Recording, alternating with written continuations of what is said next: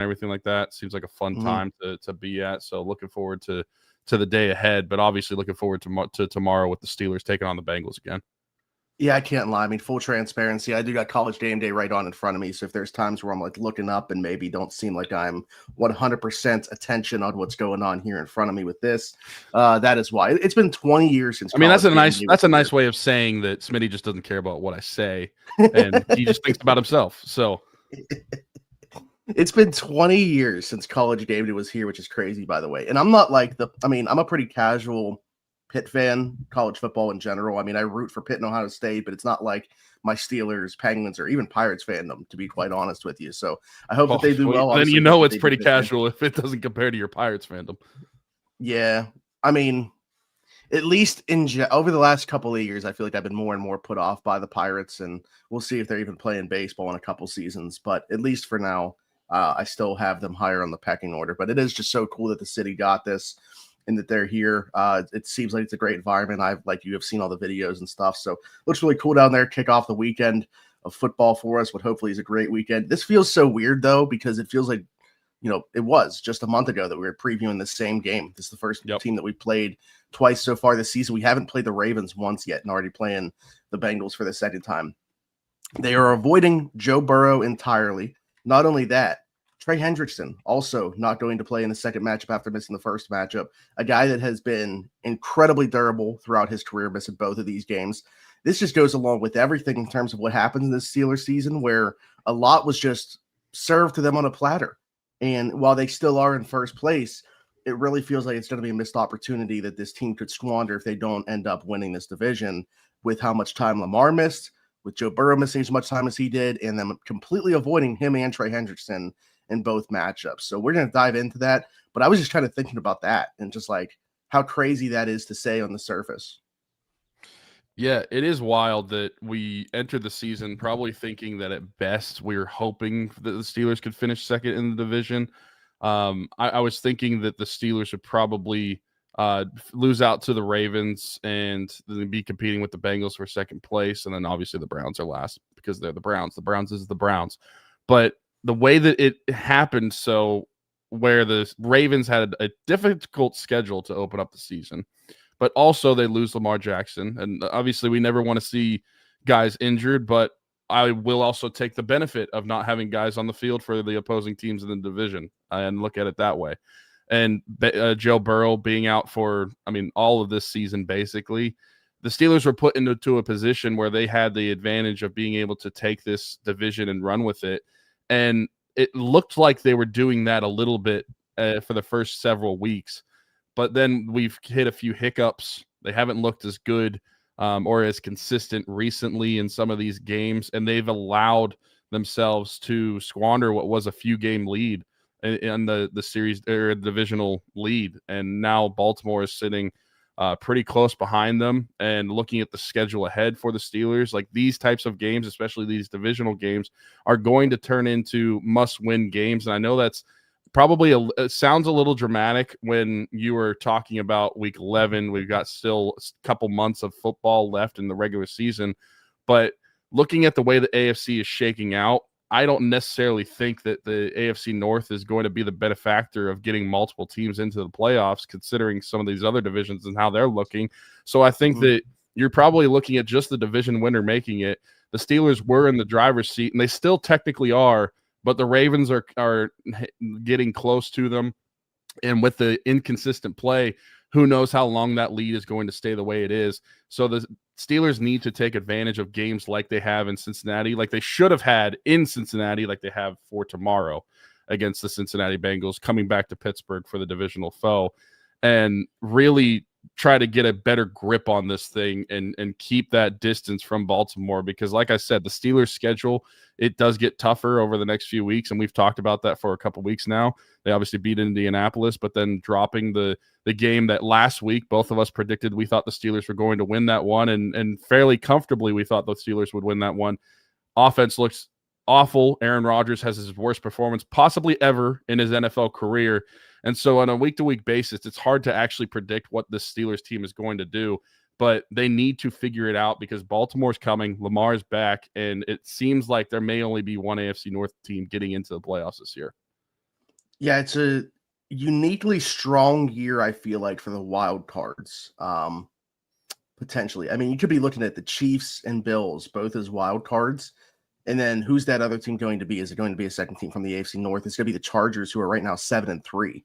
I mean, like, and they have a win over the Steelers. So, like, I'm with you. I think the AFC North could be a one-team playoff division. So we'll see. Obviously, getting ahead of ourselves a little bit there, and I don't want to do that. Let's just focus on this game against the Cincinnati Bengals, which, to your point about it being must win, DB on Afternoon Drive yesterday said, I don't want to call this one a must win. I was like, well, okay, then I will if you're not going to call it one, because I think that it is. I think when you look at this game, not only being a divisional game, they got to get back, but also, like you're talking about with the upcoming schedules for both them and the Baltimore Ravens, I really do think this is a must win for the Pittsburgh Steelers tomorrow. So let's dive into it. Let's start with the offense, because that's the get right spot, if you will, for the Steelers in this one, with the performance they just had against the Chargers. And you look at the performance they had the first time that they met up with the Cincinnati Bengals. Certainly not the reason they lost that football game. They were able to do everything that they wanted to offensively. And I said this week on Around the 412, I think how you feel about the Steelers going forward all depends on how you feel about Aaron Rodgers' ability to bounce back from that one. Is he going to? Was it just a one-game performance, or is this a sign of things to come from him? Is he falling off a cliff here in the middle of the season at his age? I mean, I don't want to get into predictions yet or anything like that, just setting the table for this. But if you can't get right against this defense, which is not good in general, but now without Trey Hendrickson, first-round pick Shamar Stewart, who hasn't made a ton of impact anyways, but certainly they don't have anything on the edge right now. Their only good player on defense, really, in my opinion, that's like an above-average starter, is cornerback DJ Turner, who I think is a really good player. Outside of that, I mean, the Steelers should be able to do whatever they want, whether it's on the ground, whether it's through the air. I think they should lean into Jaylen Warren, as we talked about this week and talk about every week. Like, just hand him the keys to the offense. Let him go until he can't anymore.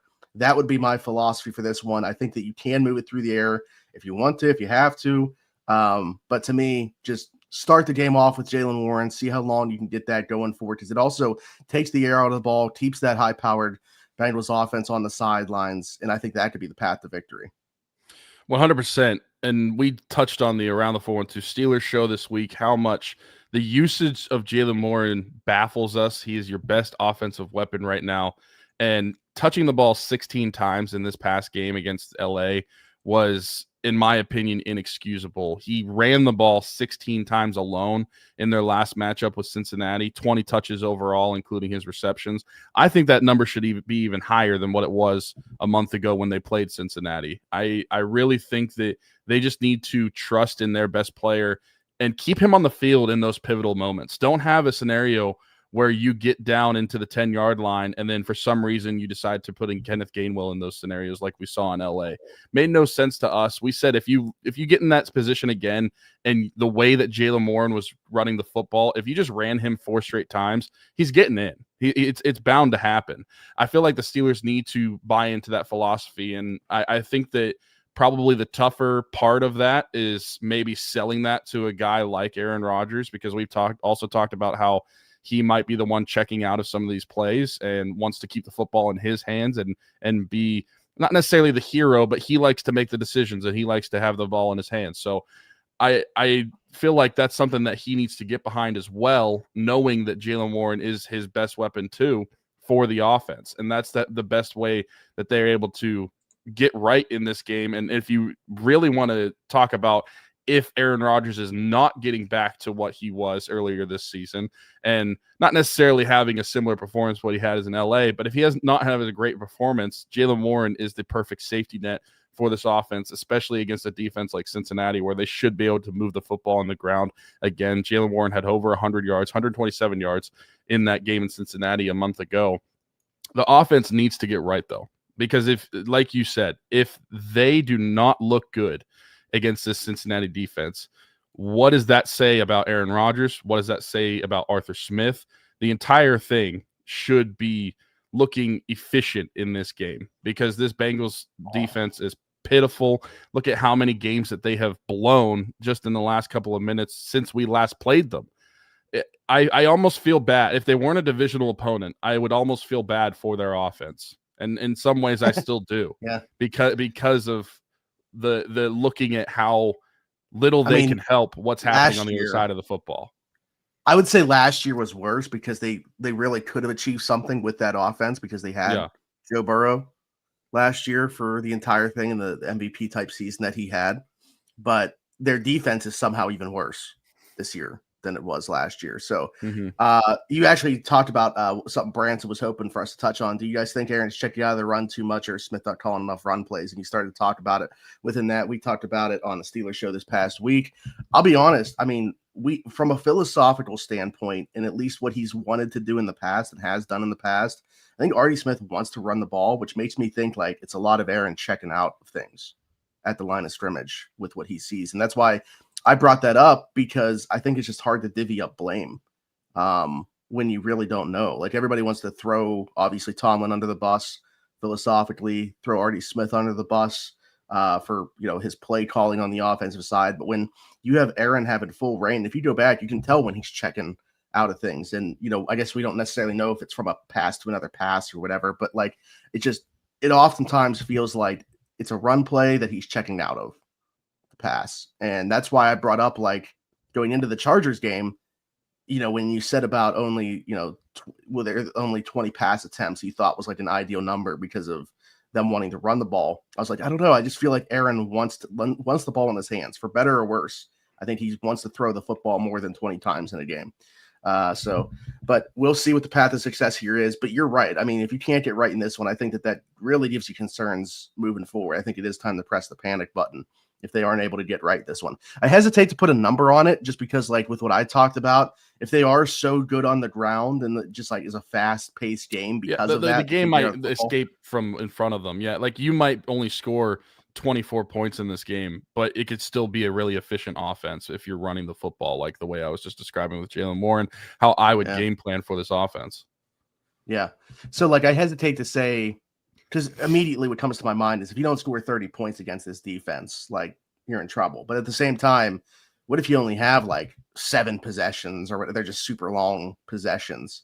So I don't know. We'll see. I just, the eye test, I think, will tell us if this offense, I mean, no matter what they do, I don't know that I'm going to be willing to like say that they're back. You know what I mean? Like, because of how bad this defense is, I think I got to see them do it more than once over the course of the last 4 games. They're 1-3, and the only one that they played super well offensively in was one of those losses, and that was in that game in Cincinnati. So, and I don't even think that you're gonna.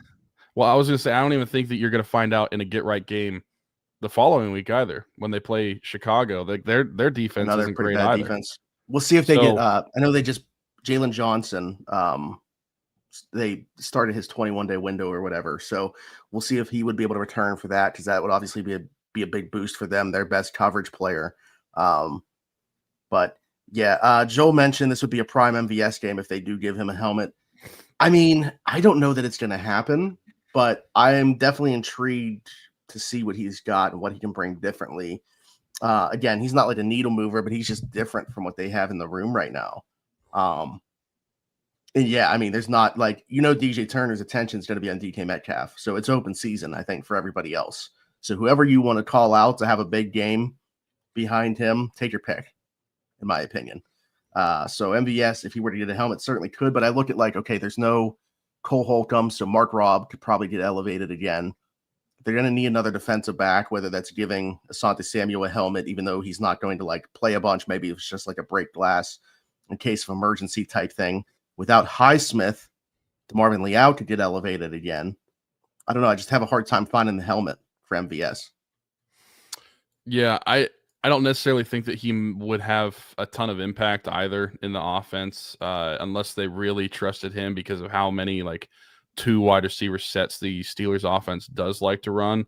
Now, obviously in pass downs and they when they bring more wide receivers on the field, he would do that. But I still feel like if they're running 2 wide receiver sets, that would still be DK Metcalf and Calvin Austin is what I would think. I just don't think that that Arthur Smith and the Steelers would kind of like just throw him into the fire, if you will, in the schemes that they run. Somebody asked me, DM me an interesting question. I don't think so, but do we think, based off the game that Calvin just had and like directly putting the ball into Dante Jackson's hands for an interception, that there's going to be any like lack of faith there for Aaron to go back to him. Because I think we've seen it in the past where like Aaron's gone away from guys. Mm-hmm. I don't think so. And I say that because I think it would have happened earlier in the season. I forget which game it was, but if Calvin Austin, it was in the home opener against Seattle. Was it the home opener against Seattle? Okay, yeah. I knew it was earlier this season. But if Calvin Austin doesn't make the mistake in the end zone that he did in that game, it's probably a touchdown to Pat Freiermuth. But Aaron said so, like that Calvin knew better and he shouldn't have made that play, but he didn't go away from him then. Now, obviously, this is his second strike, so maybe this is going to be a little different reaction from Aaron Rodgers, and we'll see. But I just don't think so. And I say that in part too because I just don't think that they can afford to. Because if you're in Aaron's doghouse as a receiver with Calvin, like what's the point of having him on the field? And I don't think that they can afford to do that because of the way their wide receiver room looks. And maybe that is the way that they open up a door for more MVS. Maybe that is the possibility of how he can get a hat and play more. I just don't see it though. I think Calvin. I'm not advocating for that, by the way. Like I said, yeah, I just figured. Yeah, I didn't think you were, and I just think that Calvin has been fairly reliable this year, outside of a couple glaringly bad plays that ended up pretty bad. Mm-hmm. But I think when you're talking about a guy that had five career drops coming into this season, and I think he's got 4 this year, which is crazy. Mm-hmm. So, yeah. I mean, it's kind of like Deontay in what 2020, 2021, where 2020 is the year that he had the yips. It's like the drops weren't necessarily a career issue. It was just like 1 year, but everybody latched onto that 1 year and made it a thing about him. Became a narrative surrounding him. Yeah. Yeah. I mean, when honestly, like the not getting north was a much bigger part of Deontay Johnson, which you could have gotten on Deontay Johnson for. Anyways, all right, back to this though. I struggled with, and we'll get there when we get there, but I do want to bring this up now. I struggled with finding a bold prediction for the offense though, just because, like I said, they did everything that they wanted to the last time against Cincinnati. So where do you even go? I got one, but it's like can't really go to the tight ends. They had like 150 yards and 4 touchdowns receiving against them. Jaylen Warren was able to do whatever against them, and it's hard to find like a Jaylen Warren yardage or touchdown number that is really like super bold. I feel like. I guess maybe go to the DK route or one of the receivers, but I'm not touching with how bad it's gone for Roman Wilson and Calvin Austin when I've predicted them for bold predictions. For their sake, I'm staying away from them. So yeah, and in the weeks that you don't mention Roman, he scored. So maybe just don't mention him at all for the remainder of the season, and he'll turn out fine. Yeah, absolutely. I do think Joel has a point with the MVS stuff. You know, Aaron obviously has a comfort level with him, and after that bad of performance for him specifically, would it make sense to elevate a guy like MVS just to give him a guy that he's been comfortable with in the past? I understand 100%. I just if you had Alex Highsmith in the fold, if you had Cole Holcomb in the fold, and you didn't have to elevate those other guys, then I could see it. I'm just having trouble finding the helmet for him with the other elevations they need to make.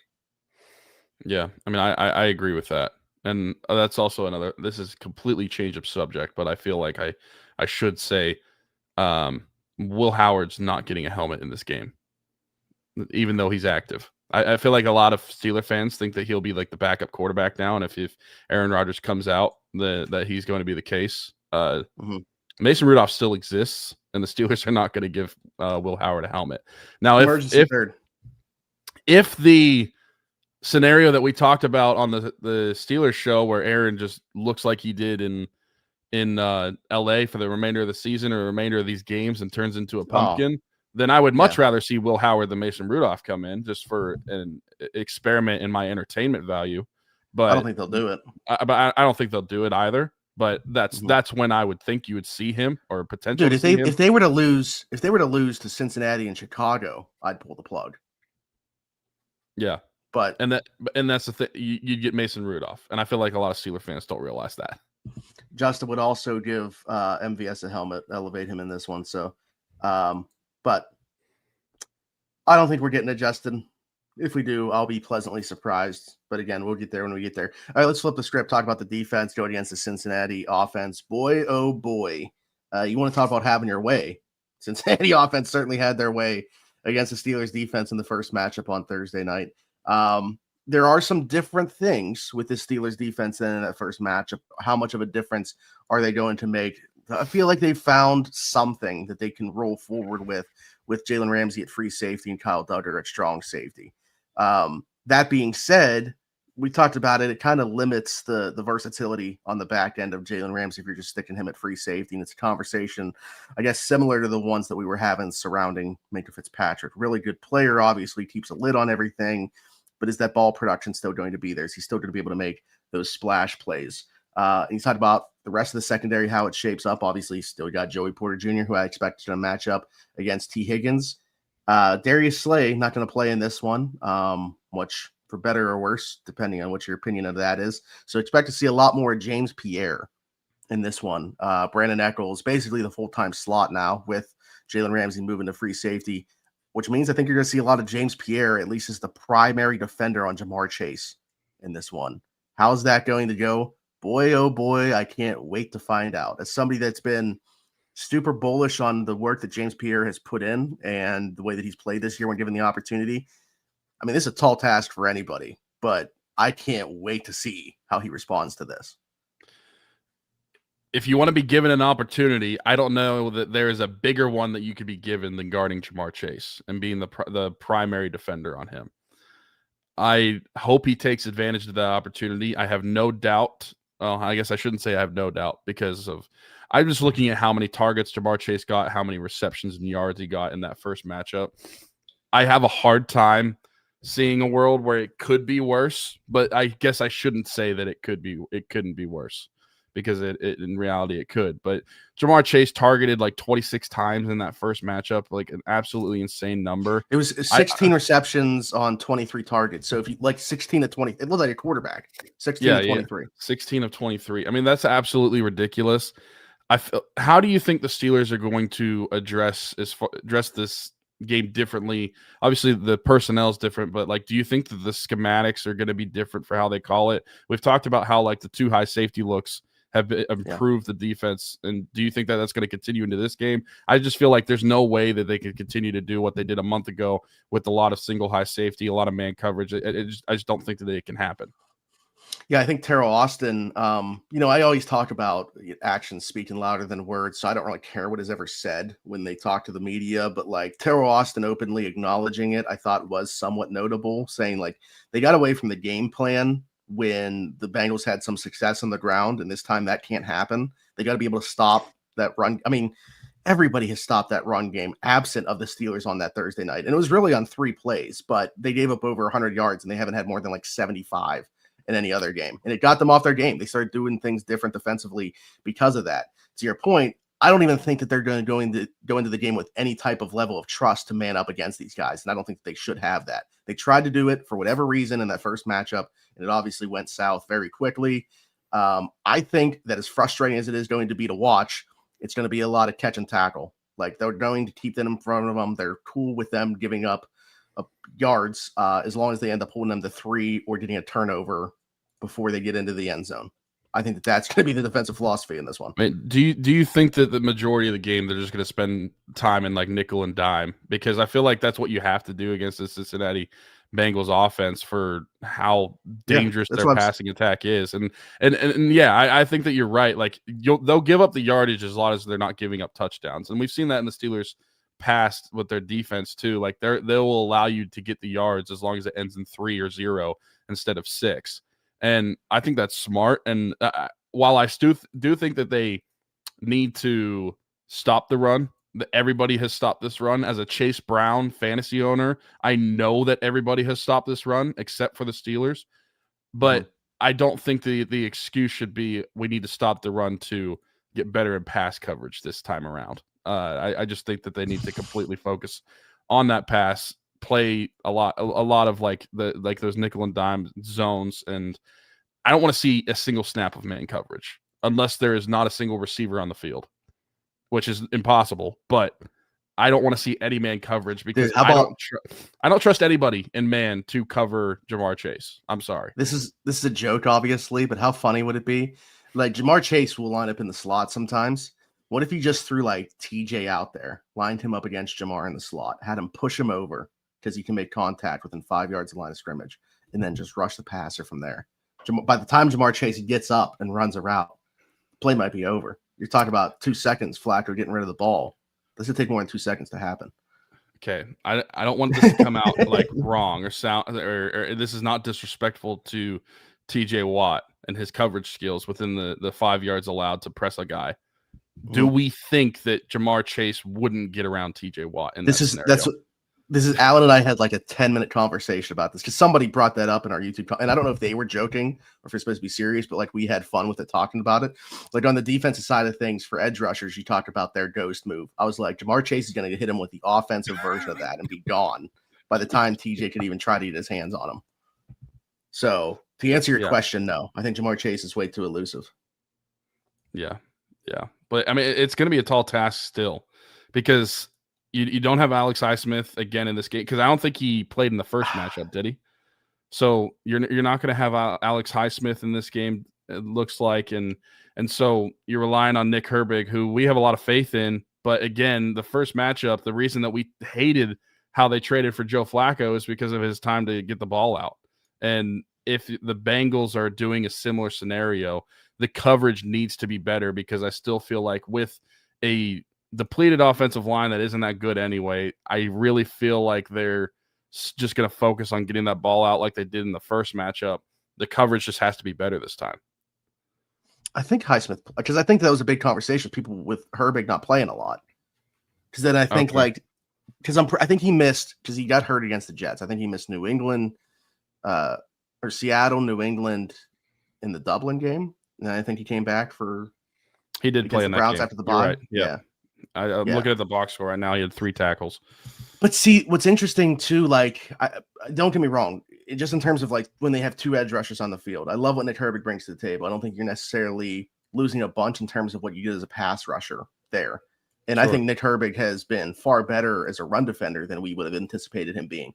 But it just shortens your bench. Like now Jack Sawyer becomes the 3. How many 3 edge sets are we going to get with that being the case? Like you could line Nick Herbig or TJ or even Alex up over the A gap when you have all 3 of those guys at your disposal.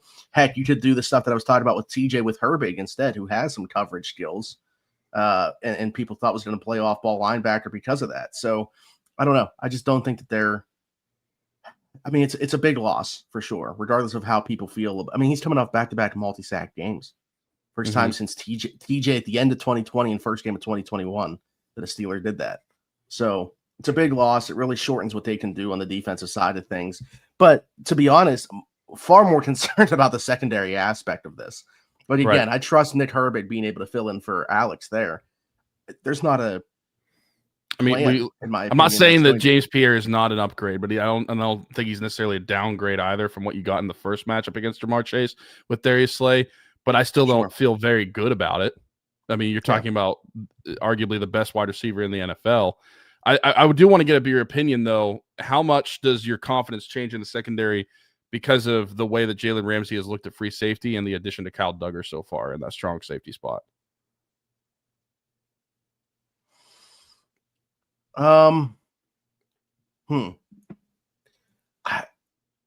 Yeah, I mean, it definitely, I mean, like I said, to me, it was actually more of an indictment about the other guys that were in that spot than it is, propping Kyle Duggar up. But I do feel like it's not going to be great. I think that we can put that out of our minds now, this defense being great. But I think that they have a path forward in what they know they have to be and what will win them games with him at strong safety, with Jalen at free safety, with Eccles at slot corner. It's just, again, it's so limiting to what they can do. You can't do as many different things on the back end with knowing where guys are going to be at all the time. And I feel like from a personnel standpoint, that's kind of just what you have now. I don't know. Any thought about getting Jabril Peppers back into the fold and what he could potentially do? Because he hasn't played since we got Duggar, obviously. So maybe there's something that could be done there as well to, if he can play at that free safety spot and allow Jalen to move around a little bit more. I don't know. I don't know if this is the game for that either. but I'm just saying in general. Probably not, but I think that it would allow you to be at least a little more versatile because we talked about how the safeties that the Steelers have been adding have all been that like box safety prototype. And Jabril Peppers, I wouldn't say is the best coverage safety at this point in his career, but he can at least provide you more than what the other guys are going to. So if that allows Jalen Ramsey to move around and kind of be that rover type of player and not limit him to what he's doing, because that's what we talked about in the Steelers show is how you're turning him into Minkah Fitzpatrick essentially by limiting what he can do if he's just playing that free safety spot full time. That's not what you traded for him for. And even though your defense is probably at its best so far when he's been in that free safety spot, you want him to be able to be that versatile defensive back and have those splash play potential, being able to roam around and do the stuff that he wants to do. So I think that Jabril Peppers could maybe add a little bit more to that, at least compared to the other safeties. I have no faith in a guy like Chuck Clark or Sebastian Castro. I don't expect him to see the field in this one. Certainly not Chuck Clark in this matchup. Yeah, I don't see it. I don't see it. But you're not going to get the snaps that you got from Darius Slay in this one. Chuck Clark played in 61% of the snaps in their last matchup as well. So just from that standpoint, and you're also not going to get the Juan Thornhill matchup. I feel like you are upgraded at the secondary positions with the additions of Kyle Duggar and what they're doing with Jalen Ramsey. Yeah. But I just don't know how much the actual unit is upgraded as a whole when it comes to like what the output's going to look like. Well, and specifically just in this matchup, though, I mean, one stop, one takeaway, and they would have won that game. It would have been incredibly frustrating. We still would have been complaining about how poor they played defensively, but they would have gotten the right outcome that we were looking for in that one, with just one thing happening on defense. And like they run 11 personnel, like, and especially without Gesicki, you're not going to see two tight ends a whole lot. Like it's going to be pretty much exclusively Fant. So not only do they run 11, it's like a light 11 because like he doesn't even really play in line a bunch. So it's going to be, they're going to let those guys just kind of be on islands. I think maybe they'll have Chase Brown chip sometimes, but with how quick they get rid of the ball, I don't think that they're necessarily worried a ton about that. But that's why I brought up the light boxes, is because they're going to make you play with light boxes with their personnel, and you got to be able to stop the run out of them. So, big game for those guys in the interior to win those matchups, and big game for the linebackers to be on their P's and Q's. PQ on his P's and Q's. Yeah, that works. There you go. To be able to shut down that run with a light box, which they were. Again, it was largely on 3 runs, but if you give up over 100 yards to the Bengals, that can't happen. So no, with the offensive line, the way Chase Brown has played this year, no, it can't happen. But I mean, I will say that the run defense overall has probably gotten better since that last matchup. It's still not great, but it has looked better. I think the linebacker play has improved since that last matchup. And the defensive interior has also looked better. I thought Benton has looked better in this midseason than he did early on in the season. So things have improved up front, but still. Derek Harmon doesn't have I'm not saying he's not playing well. I don't think he has a TFL or a sack in like a month. Maybe that would be, I think that goes along with DB's bold prediction, I'm pretty sure, defensively. But maybe that's something to keep your eye on as well. But it's all going to depend, like, can this team cover for 2.5 seconds in this one against these guys? Or how often can they do that, I should say. But we'll get there. Yeah, his last sack was against Cleveland on October 12th. So, yeah, it's been a month. Yeah, I don't think he has a TFL in that time. He doesn't. Either. So, all right. We'll see if that comes to fruition. We'll get into our bold predictions unless you have anything else to say to set the table. Not really. If you want me to go first, I know you said you had a tough time coming up with a bold prediction for offensively for this it's game. just like when you look at the offensive output that these two teams had. You can't even say Pat Fryermuth's going to have 100 yards and 2 touchdowns. Oh wait, he did that last time. Yeah, exactly. Like something like that isn't even bold. And I did watch. I will watch the Friday Steelers afternoon drives just to make sure we don't necessarily touch on exactly the same stuff and we don't or just aren't repeating ourselves, but also not to steal any predictions as well. Oh, and even Allen was like coming up with a bold his bold prediction. What was it offensively? They were going to get. I don't think it's bold, to be honest. It was about the tight ends having 150 yards. 150 yards, and then you did the math, and they were like they had like 147 in the first matchup in 4 touchdowns. Yeah, in 4 touchdowns. Yeah, so it is tough to come up with a bold prediction on this one. So that's why I think as a gross total, I didn't come up with a prediction that way. But I think based off of the impact, I think Jaylen Warren is going to have and how much I think that he can split this defense. I'm going to say that Jaylen Warren is going to have a play, whether that is reception or a rush, for over 50 yards. Okay. That kind of goes hand in hand with mine. His longest rush this year actually came in that first matchup against the Cincinnati Bengals in Cincinnati, a 37-yard run. I was like, really? That's his long of the season. It's 37 yards. We're going over that. So Jaylen Warren has his longest rush of the season tomorrow against the Cincinnati Bengals. So over 37 yards. Nice. Yeah, I really feel like the Steelers, if Aaron Rodgers can just put his ego in his back pocket and buy into Jaylen Warren being your best player, the Steelers should have him touch the ball like 25 times in this game. He touched it 20 times in the last matchup with Cincinnati. He touched it 16 times in this past matchup against the Chargers. I need to have at least like best 10 game of his career touches in that first game against Cincinnati. Yeah, yardage standpoint. Yep. And I need like 5 more touches than that last one, because we even then with that output, I guarantee if I went back and watched the Steelers show, we still were probably complaining that Jaylen Warren didn't see the field enough, and why are they playing Kenneth Gainwell?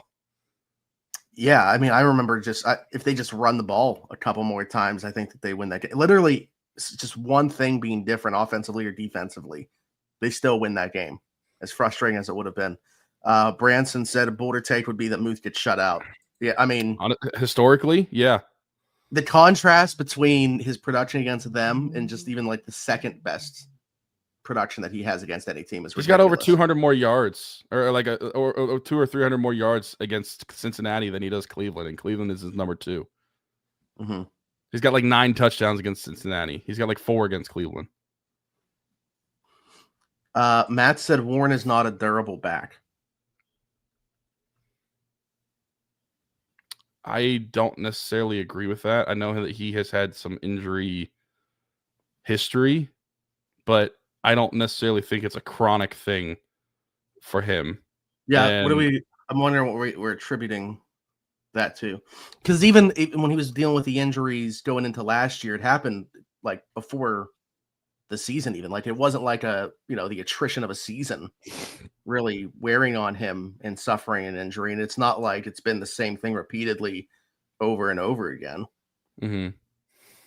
Yeah, I think that Jaylen Warren is perfectly capable of running the ball 20 times in a game and adding like 5 through the air as well. I don't think that he's he's not like a power back, but I don't think he's not a durable back. I think he's fine. I think the injury history for him kind of gets overblown a little bit. Yeah. No, I think probably starting to have that conversation about Alex Highsmith though. Yeah, I think that's fair. I think that's a bigger deal. Whenever the last couple of seasons he's missing at least, and it's not even like injuries where he's out 1 week. DB was starting to put side by side out there comparisons to Lamar Woodley when he started getting hurt. Hoping that's not the case. That is not the case. That's fair. But okay, I'll start defensively then. Again, struggled to come up with something here with the way that the Bengals move the ball offensively against us. Joe Flacco's been dealing with a shoulder injury, though. You hit him a couple times. I'm curious to see what his response is. I don't think he finishes this game. I think that we see Jake Brown in play at some point.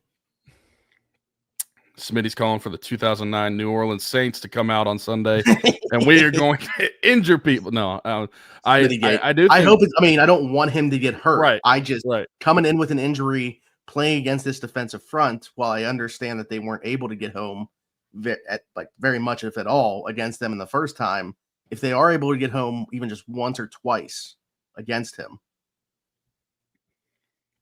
Yeah, they had 2 sacks in that first matchup. Keanu Benton had one, and then Cam Hayward and TJ Watt combined for one. Yeah, I think it was within the first couple drives, and then just nothing. But yeah, I think that's fair. If he's dealing with his shoulder, the main thing about that though is getting to him. Like they have to actually get to the quarterback. AC joint sprain in that throwing shoulder. Yeah, so I'm going back to the running backs for this one. Okay. I dared to say Jamar Chase is going to get less than 100 yards. I'm not saying that. I still think that's going to be false. Even if he doesn't find the end zone, I still think that's going to be false. They are going to have some open grass, and he's going to find it, and it is what it is. It might even be a bold prediction to say that like he's going to have less than 150. He had 161 in their last matchup. I was going to say, what if I were to? I'm trying to figure out a number that I could get you to take for the under of Chase and Higgins together. Ooh, well, in their last matchup, they combined for 257. So I would say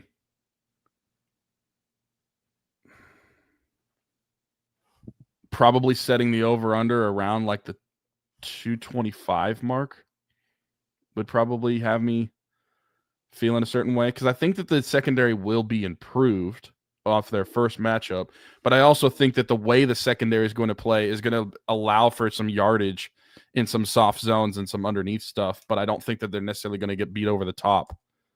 And so they're going to like dink and dime down the field, but it's one of those things where I don't think it's going to end in touchdowns as much as it did in the previous one. So I would say probably around that 225 mark over under, assuming that means like 125 for Chase, 100 for T.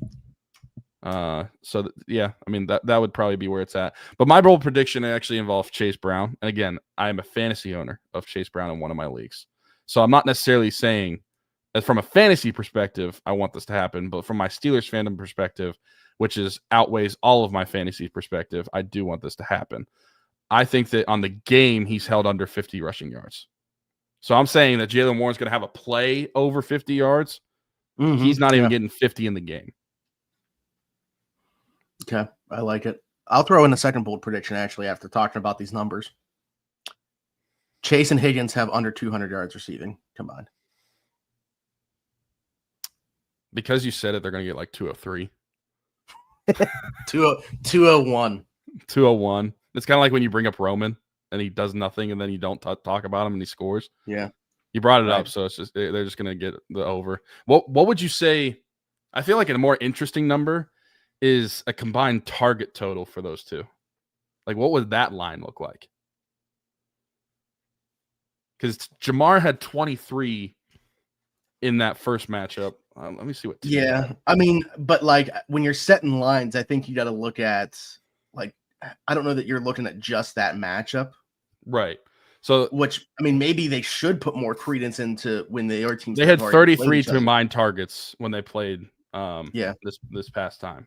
So, but I feel like if you're setting a line, you're still looking at like on the season the target share that those guys have gotten. I would set it at. My line would probably be around like 26.5. Yeah. Yeah. That's kind of where I was looking at too. Somewhere between 25, 28. Yeah, 26.5 sounds good. I'm trying to think if I would take the over or under on that in this one. I mean, I think you're going to have to throw the football. That's the thing. I feel like the way we think that the game might go and the defensive way the Steelers might handle it, like we're saying, they might get a lot of targets, might get a lot of catches, but it might not be for as many yards. I think I'd say over that, under right in between. Over that number, but under 30. Okay. So 28 catches for 201 yards. All right, final score. You go first. I went back and forth with this one a lot more than I feel like I probably should have, because I'm not gonna lie, we got burned in that first matchup. We were pretty confident going in, and our hearts were broken. Our hearts were taken out of us. I don't know if you've seen Temple of Doom, Indiana Jones movie, the second one. I feel like our hearts just like someone reached into our chest and took it out in the last minute whenever we lost that game. But I do feel like, and I will add this caveat too, I knew what you were going to do, so I thought about going the opposite. Because the last 2 weeks, we both picked the Colts. The Steelers won. We both picked the Steelers. The Chargers won. Sure. I'm fairly confident in what you're going. And I'm going to pick the Steelers to win. I think that the offense has a better day. Jaylen Warren has a good day. Aaron Rodgers looks better. I don't necessarily think that he's going to throw for 4 touchdowns again and light it up like he did in Cincinnati. But I do think that he's going to look massively improved than he did in LA. So with that being said, I think the Steelers are going to win this one 31-24. Ooh. I mean, if they keep the Bengals to 24, I would say I feel like a lot of people are going to say that I'm shooting low here with the Bengals score. So you said all that about going the opposite of me just to go along with me because I also have the Steelers winning this game. I said all that because I knew you were going to pick the Steelers. I thought about going the opposite, but I didn't. Yeah, I got you. I also have the Steelers winning this one.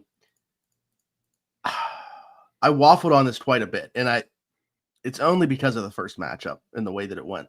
Some teams just have other teams' numbers, and I feel like their offense specifically has the Steelers' defense number. How much will those differences and changes that we've made on the back end matter?